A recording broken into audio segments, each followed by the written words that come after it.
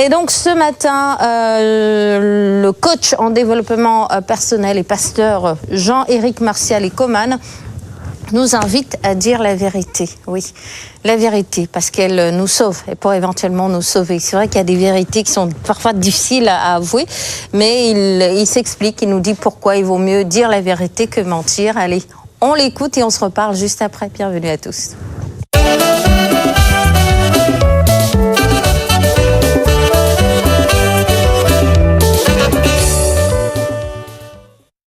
Je salue tous nos téléspectateurs de notre merveilleuse chaîne nationale. Le thème que nous voulons développer aujourd'hui, c'est la vérité.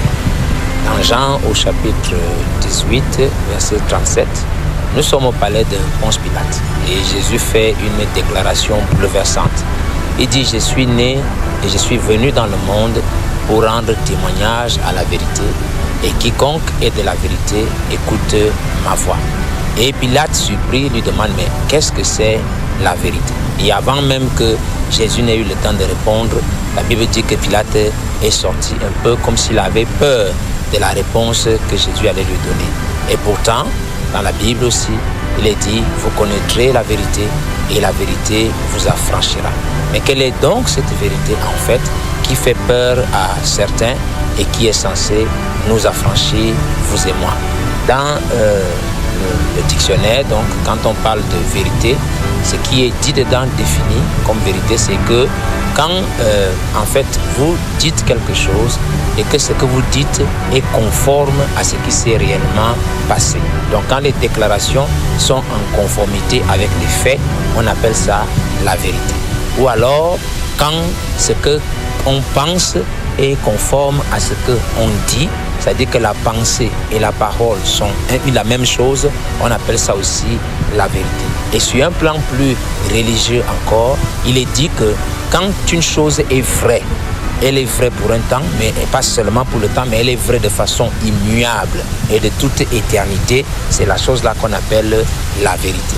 Et donc, quand nous rentrons dans les Écritures aussi, Jésus s'est présenté lui-même comme étant cette vérité-là. Quand il dit dans Jean 14, verset 7, il dit « Je suis le chemin, la vérité et la vie ». Et donc, autrement dit, le témoignage qu'il est venu donner, il l'a incarné en fait en lui-même. Cette vérité dont il est venu rendre témoignage, il était l'incarnation et la manifestation de cette vérité-là.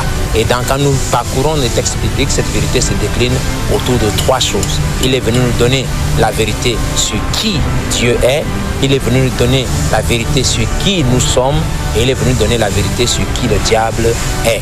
Donc, premièrement, qui Dieu est, il nous a montré que Dieu est esprit quand il a manifesté les œuvres de l'Esprit de Dieu que seul l'Esprit de Dieu peut accomplir au monde.